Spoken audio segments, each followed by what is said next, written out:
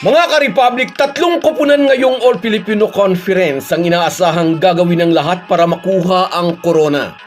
Una ang talk and text na nag-aambisyon ng Grand Slam. Ang San Miguel Beermen na ang hangad ay muling maghari sa paborito nilang conference at ang Barangay Ginebra na 3 beses nang nabigo sa finals sa kamay ng mahigpit na karibal na tropang 5G.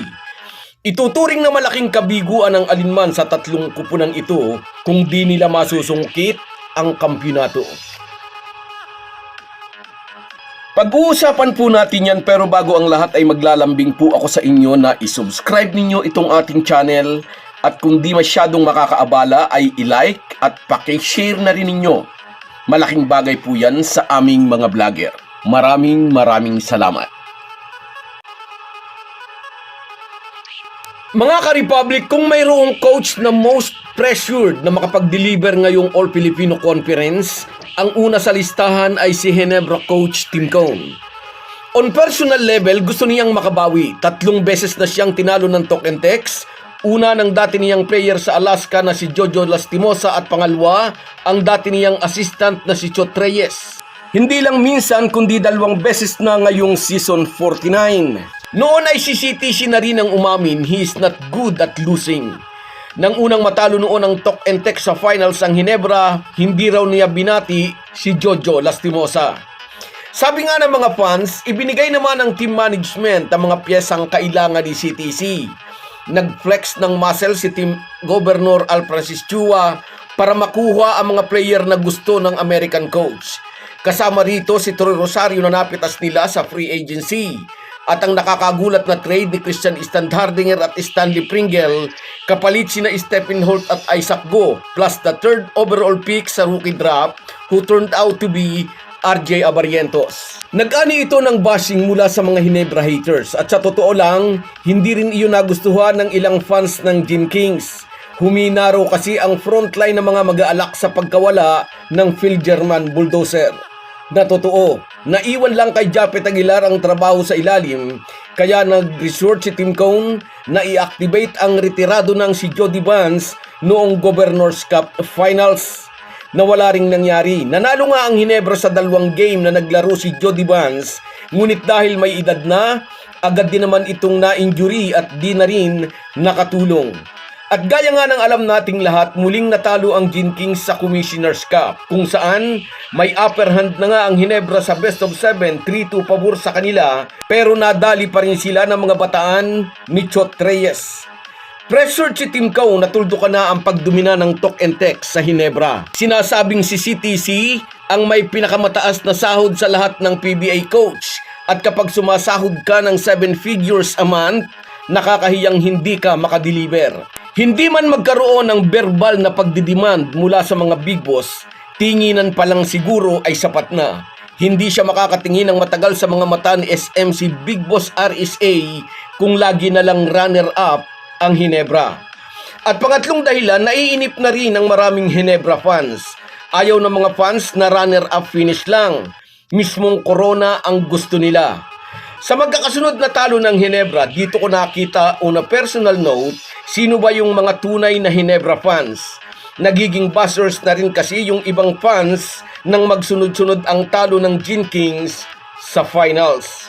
Ang isa pang coach na pressured makadeliver ngayong Philippine Cup ay si Leo Austria.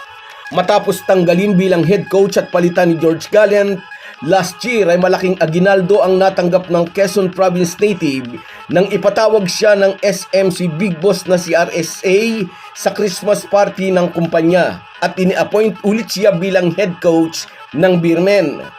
Dating player ni Al Francis Chua sa Santa Lucia Realty si George Gallant, kaya nga malakas daw ito sa SMC Sports Director, pero sino ang kokontra sa desisyon ng Big Boss?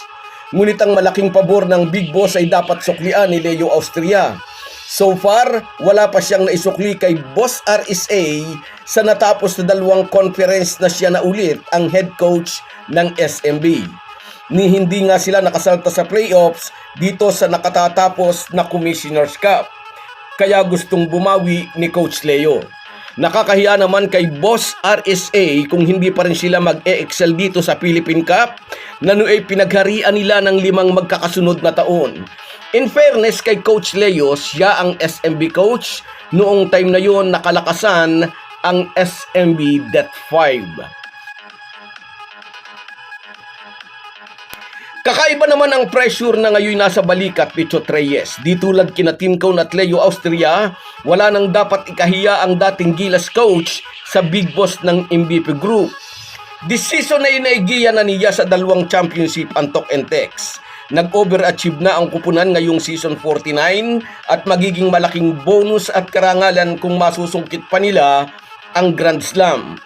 Sa salitang balbal, pogi na nga si Chot Reyes sa paningin ni Manny B. Pangilinan, pero lalo pa siyang popogi kung magcha-champion ulit sila ngayong Philippine Cup. And by acquiring Simon Enciso from the free agency market, nagdagdag ng bala si Chot Reyes sa kanyang team na loaded na sa mga sharpshooter. Sina RR Pugoy, Calvin Uftana, Reynam Batak, puro mga sharpshooters ang naging pangunahing armas ni Chot Reyes para biguin muli ang Ginebra.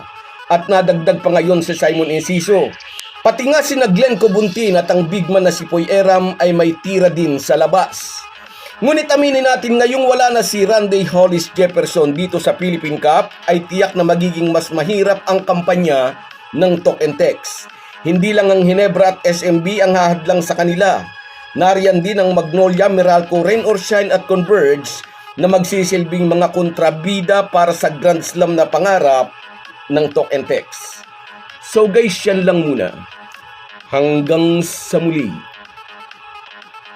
Kung wala po kayong mga viewers namin ay walang magtatagumpay na vlogger. Kaya salamat po sa inyong panunood. Shoutout sa iyo, Herminia Balingit. Salamat sa suporta, kabayan. Lagi kang nariyan. Salamat din sa iyo, Nelson Reyes. Talaga, salamat naman. Salamat sa tiwala. Sa iyo rin, shoutout, Dennis Rinindo. Shoutout sa iyo, Idol. Sa iyo rin, shout out Enrico de Guzman mula naman dyan sa Belgium. Happy watching, kabayan. Sa iyo rin, shout out Merson Kabady Vlog mula naman ito sa Oman. Ingat ka lagi dyan, kabayan. At sa iyo rin, shout out Rolando Damiao. Ginebra forever, sabi niya. At sa iyo rin, shout out Rosemary Juan at sa iyo, Via. Salamat sa inyong lahat. Kahit gaano po tayo kabisi ay huwag po nating kalimutan ang ating buhay espiritual. Lagi po tayong magpasalamat sa bawat araw na dagdag sa ating buhay. Malaki po ang maitutulong ng pananalangin araw-araw. Isang paalala po mula sa inyong Halo Halo Sports Republic.